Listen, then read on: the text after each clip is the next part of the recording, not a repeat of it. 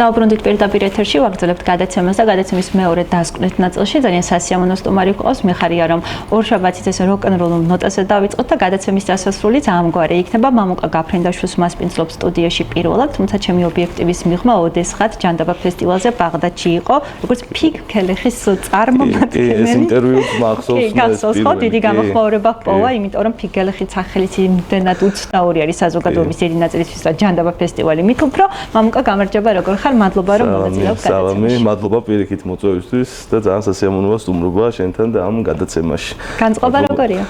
ფანტასტიკური, გუშინდელი რაღაც კარგი კონცერტის და ლაივის შემდეგ ფანტასტიკური. ძალიან კარგი. შეგვიძლია გადაცემა რამდენიმე მიმართულებით, ესე ვთქვათ, გადავანაწილოთ თემები და მოდი მაინტერესებს აი ამ გაუგებრობაში როგორ აღმოჩნდი თავდაპირველად. ფესვები საით გამოდის? მისი მოსმენით დაიწყება ის სიყვარული. ძალიან საინტერესო არის ეგ, იმიტომ რომ ყოველთვის მე ზოგადად მეტალი უშუალოდ და რაღაცა მძიმე როკ-ენ-როლი რაღაც ეს ყველაფერი დავიწყე დაახლოებით 2018 წელს. ძალიან ეხლა შენს არიცი და მოდი შენს კარგად გეტყვი რომ ზოგადად ეს მუსიკა 2018 წელს გავიგე, დავიწყე მოსმენა და როგორც კი გავიგე და მოსმენა დავიწყე ერთ თვეში ვიყიდე ბას-გიტარა და უკვე რაღაც ერთ თვეში უკვე შეულებრივად გავხდი ესე დავიწყე დაკვრა რაღაც და მე უკვე ძალიან ჩავიშვი ეს ტექნიკოსობა ვისწავლე ეს ძალიან ეს ეფექტები რაღაც და შემდეგ ახლა ეს ბენდები რო გავაკეთეთ უკვე და ძალიან მალმალე მოხდა ყველაფერი და ხალხი ესე რომ ძველი ანუ რა დროც გამოტოვე დაეცია ხო ძველი წარმომადგენლები ვიღაცები რაღაცა რომ აბა შენ ამას იცნობ და მე ესე ვიყავი რომ არ ვიცნობ მეგობრებო არავის მაგრამ ძალიან სასიამოვნოა მეთქი ნუ აი ესე 2018 წლამდე რა ხდებოდა? 2018 წლამდე ძალიან ისეთი მუსიკალურად ბევრ რამეს არ უსმენდი. უფრო იყო, ნუ ყველაფერი დავიწყოთ ალბათ მაინც ბავშვობიდან და ჩემი ყველაზე მეტად აი აქეთ რო ალბათ წავიდი არის რომ ცოტა გორილაზი, ცოტა მაშინაი რაც ისე ასე რომ თქვათ რაღაცები რაც ხშირად იყო, რაღაც ცოტა მეტალიკას მეგობართან მოусმენ რაღაცა, ცოტა Black Sabbath-ს მოусმენ ვიღაცასთან, მაგრამ ეს ძალიან მინიმალურად, ყოველდღიურად ეს სახე არ ქონდა. შემდეგ რაღაცა ცოტა ელექტრონული მუსიკა და უკვე ეს როცა გავიცანი ჩვენი მეგობარი ძალიან კარგი აუცილებლად უნდა ვთქვა ბატონი გიორგი კოჭლაშვილი იყო პირველი პიროვნება ვინც ესე დავძმა კაცის და მან მანახა ეს რაღაც ეს მუსიკა და ნახე თუ მოგეწონება და საკუთარი შემოქმედება არ მოგასმენინა? საკუთარი შემოქმედება არ ჩაურთავს პირველ ჯერზე აი მესმის თავმდაბალი ხო პირველ ჯერზე ხო გიორგის ძალიან უყვარს მეტალიკა და მეტალიკის სიმღერა ჩამირთო და მეთქი მე უთხარი ეს ვიცი თქო და მაგ დღის შემდეგ უკვე ესე დავმეგობრდით, მეც დავიწყე მოსმენა, ჩემი ბენდიც გავაკეთეთ. ანუ იპოვე გზა ჭეშმარიტების. ნამდვილად ცალსახად სწორია 100%-ით. და პირველი ბენდი აი ფიგ ქელეხი იყო? პირველი ბენდი იყო ფიგ ქელეხი, რომელიც გავაკეთეთ ყველა ესე თქვა ერთად, ძალიან საძმა კაცო ვიყავით, მე ყვავა მირიან ტორონჯაძე, გიორგი და ესე ერთად შეიქმნა რაღაცნაირად ესეთი მეგობრული. კი, რამდენი წელი დაჰყავი ფიგ ქელეხში? 4 უშუალოდ, ერთი მთლიანი ალბომიც გამოუშვით დეუს სპოტიზეც ესეთ კარგი დანატოვარი ჩემი აზრით განსხვავებულია და ძალიან ავთენტური და ისეთი არის რომ აი იტყვი რომ კი ეს არის ქართული ის აქვს ყველაფერი თავის ცოტა სარკაზმი მძიმე ისიც მაგრამ თალსახად მძიმე 100%-ით. კი ბატონო და ამ არსებობის მანძილზე ის წლები რაც არსებობს ხო ფიქრობ? რა თქმა უნდა. ანუ ის პერიოდი რაც დაჰყავი ვადევნებდი ხოლმე თვალყურს რომ ლაივზე იყო ხოლმე. იმის და მიუხედავად რომ მუსიკა ძალიან რაღაცნაირად მძიმეა და მასიური არ არის, მაინც ჰქონდათ ეს ბედნიერება. კი, ხშირად იყო ლაივს ხშირად ვაკეთებდით რომ გვინდოდა რომ რაღაც საზოგადოებისთვისაც გავგვეცნო რაღაცა ესეთი ჩვენებული მუსიკა და ჩვენ რა თქმა უნდა დაკვრა გვიყვარს უბრალოდ.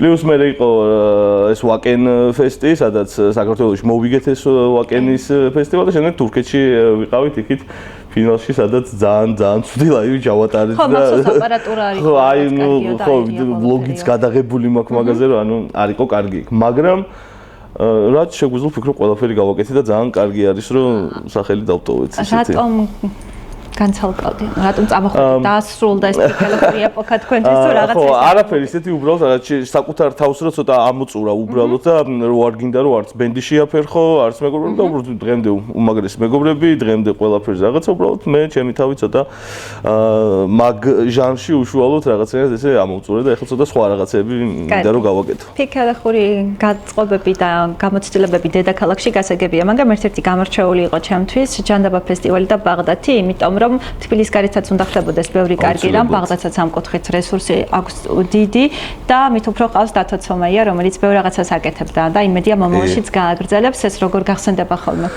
ალბათ ბუნება, ჰაერი და როკი და მეტალი ეს იყო პირველი ბაღ ჩვენ დავუკარით პირველ ჯანდაბაზე, პიკელე იყო პირველ ჯანდაბაზე და შემდეგ მესამეზეც უნდა დაგვიკრა, მაგრამ რაღაც პრობლემების გამო მესამეზე ვეღარ დავუკარეთ, მაგრამ პირველი იყო ერთ-ერთი ძალიან დასამახსოვრებელი, იმიტომ რომ თვითონ უშუალოდ ლაივიც ისეთი იყო, რომ ძალიან ქაოსური და რაღაც გიჟური იყო ყველაფერი და ასე ძალიან კარგად მახსოვს, მაგრამ უფრო საინტერესოდ მახსოვს ასევე ჩვენ თავიდან ესე უშუალოდ ესე პირდაპირ ესე დრამერი რაღაც პრობლემა იყო არ ყავდა. და ჩვენი მეგობარი ხო რა დაждდებოდა ტრეკებს გაუშვებდა ხოლმე და შემდეგ უკვე დრამერი როცა ავიყვანეთ, პირველი ლაივი უშუალოდ ცოცხალ დრამერთან ერთად იყო ქუთაისში და რეფლექტორის გვერდით ეხლა ზიარი არის ეგ მაგრამ მაშინ მგონი არ ერქვა ეგრე მაშინ ხო მგონი არ ერქვა დავითი იყო მაშინაც მანდ და ხო არ ერქვა ეგ მგონი ზიარი და მანდ იყო პირველი ლაივი უშუალოდ ცოცხალ ნამდვილად და ჩვენც ძალიან ისე ვიყავით რომ პირველად რაღაც ნამდვილ ტემპში ადამიანის უკვე ვინც უშუალოდ უკრავს და ძალიან საინტერესო ქუთაისში ძალიან ისეთი და იმერეც კარგი გავლენა აქვს ფიქრებისთვის ვფიქრობ ბასი რატო არ აირჩიე ხა მუსიკას რომ მოსმენე დრამი არ აირჩიე ანუ აი არ ვიცი რაღაცნაირად ისე იყო რომ უცებ ერთი საღამო დავჯექი და მოდი აი მამუკა აი რაზე გინდა რომ შენ აი რაზე დაუკრავდი და მაშინ ისეთი რაღაცან ისეთი მუსიკებსაც მოусმინე რომ ბასი რაღაც აქტიური იყო ხმა მომწონდა და შემდეგ ისედაც მე უშუალოდ საუნდსაც რო შევხედე მეთქი რატომაც არა იყოს და ვფიქრობ რომ ალბათ ვფიქრობ ყველაზე სწორი გადაწყვეტილება და არჩევანი გავაკეთე როდესაც ბასისტი გავხდი კარგი ამ პერიოდის მანძილზე ასევე თვალყურს ვადევნებდი თქვენს ბასისტ ბლოგებს რომელიც შეწყდა გრძელდება თუ რამისას ემსახურებოდა რომ მითხრა დღესაც გრძელდება გუშინდელი ლაივიც გადავიღე და ეს ჩამოსვლა მთლიანად გადაღებული არის და ხო ვაგრძელებ ნუ იყო რაღაც პერიოდი რომ თავისუფალი დრო შედარებით როცა ბევრი მქონდა უფრო ხშირად და ლაივებზე ხშირად ვიღებდი ეხლა შედარებით ცოტა უფრო რაღაც შემინელდა ტემპი მე რომ სამსახური ოჯახი ასე შემდეგ და მაინც ვცდილობ რომ გადავიღო ხოლმე ეს ყველაფერი გუშინდელი ლაივიც კარგი მითხარი გუშინდელი ლაივზე იმიტომ რომ დიდი ინტერესით ელოდებოდა პუბლიკა როგორც ვიცი და ძალიან დიდი ემოციებით ხარ მასული ამჯერად სად უკრავ მითხარი? ამჯერად სტრესში, ამჯერად უკრავ მხოლოდ სტრესში.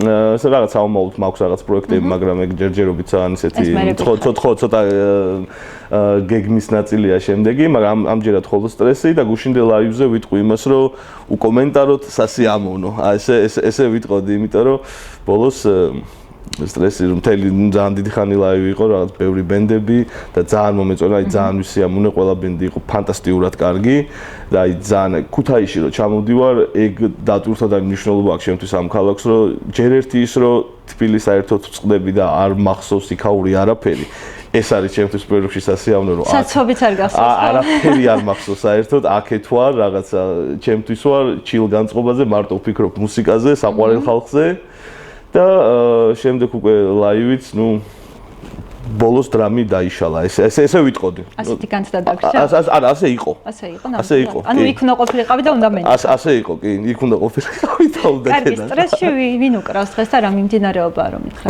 სტრესი, ესე იგი, არის ქუთაისში დაბადებული ბენდი, ჩვენი უსაყვარლესი სკაზის ბიჭების მიერ გაკეთებული.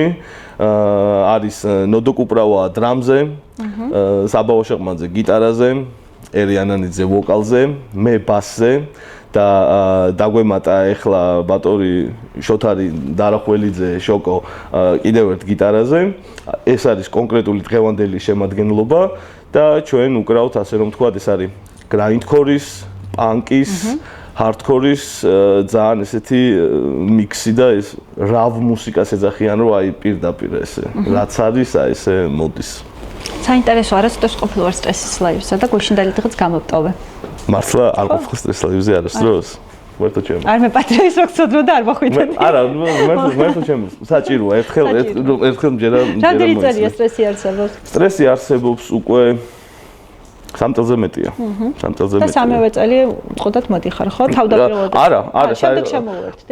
ძალიან საინტერესო ისტორია, მაგაზე მე როგორ მოხვდი სტრესში. ხო, როგორ. ეხლა რა თქმა უნდა, ხა ვიცნობ ბიჭებს, სკაზი და რა თქმა უნდა, სულ რაღაც შეხება ურთიერთობა, რაღაც გასვლები, საკითხები, რაღაცა ტექნიკური სულ რაღაც მეგობრები ვართ კარგი. ერთი დღე არის, სამცხურიდან გამოდივარ და მირეკავს ნოდო და მეუბნება რომ იცი რაღაც ბასისტზე პრობლემა გვაქვს, ვერ ვახერხებთ და თუ შეგიძლია რომ დაგვეხმარო ლაივი ქონდათ თბილისში. მეთქი კი რა თქმა უნდა, რა პრობლემა რაღაც ვეშები მანახე, ვისწავლე და ისე მოხდა რომ ეს ბასისტი გამოჩნდა, მოვიდა ეს ბასისტი. ხო, ხა ნუ შემთხვევაა და მოვიდა და რა თქმა უნდა ლაივზე მივედი. ეხლა ერთი სიმღერა რომელიც ყველაზე მეტად მომწონდა, მეთქი მოდი ერთად დაუკრა და იმათმაც მოდი ამოდი ჩვენთან და ერთი სიმღერა დაუკარი სტრესთან ერთად. შემდეგ ეს ტრადიცია ცოტა რაღაცნაირად გავრცელდა და რაღაც სხვადასხვა ლაივებზე ხალხიც მე სუიძახდა რომ ამუკა მიდი ადი რაღაც და მე უკვე ისე მოხდა რომ ქუთაისში მქონდა პირველი ლაივი მთლიანი სეტი სტრესთან ერთად. ის დრამერი კი რა და ის ბასისტი სადა? ბასისტი აღარ რა ქვია, წავიდა შემდეგ, კი წავიდა ეს ბასისტი და საბა უკრავდა ბასზე, თავიდან გიტარაზე იყო. და შემდეგ ამ ქუთაისში რო ყავს შემომეკრიბნენ და ხო შენ მოდი უნდა იყო სტრესის წევრი სრულყოფილი და აი ესე აღმოჩნდა. ქუთაისში თქვი კი? ქუთაისში თქვი დიახ მე თანახმავარ. ძალიან მაგარია. იმედია ახლა მომავალში იქნება და სათმე გადავეგოთები და სტრესის ლაივზე ძალიან დიდი სიამოვნებით ისე რომ თქვა გეწვევით. დღეს საქართველოში არსებულ ბენდებზე რას მეტყვი და ვის უსმენ? საქართველოში არსებულ დღეს ბენდებიდან ყველაზე ხშირად ვუსმენ ჩემი უსაყვარლესი ალბომი არის CD-ში, რომელსაც ყველაზე Spotify-ის ის რო ხდება 2025-ის ტოპში იყო, რა თქმა უნდა, არის მთვარის დაბნელება. ეს არის ჩემი ერთ-ერთი ფავორიტი ალბომი და ეს გოთიკა და ეს პოსტ-პანკი და ეს ჟანრი, ნუ სპანდერ უღრმესი მადლობა რომ ეგ ალბომი გააკეთე და სტუმრად იყო ამას წინებზე ჩემთან და სულ მაგაზე ვეუბნები რომ ეს არის ძალიან კარგი. ხო, მთვარის დაბნელება, სკაზი, რა თქმა უნდა, ვფიქრობ, რომ სკაზი რო არა, ძალიან ბევრი რამე არ იქნებოდა. იმიტომ რომ ძალიან ბევრი ინსპირაცია მისცეს ამ ბიჭებმა ხალხს და უშუალოდ მუსიკაც, ნუ ფანტასტიკურად კარგი არის. კარგი ჟღერადობა იპოვეს. ძალიან მომწონს. ძალიან მომწონს. კიდევ ესე ქართული მეტალ ბენდებიდან, ნუ როკ ბენდები სხვა ბენდებიც რო ავიღო.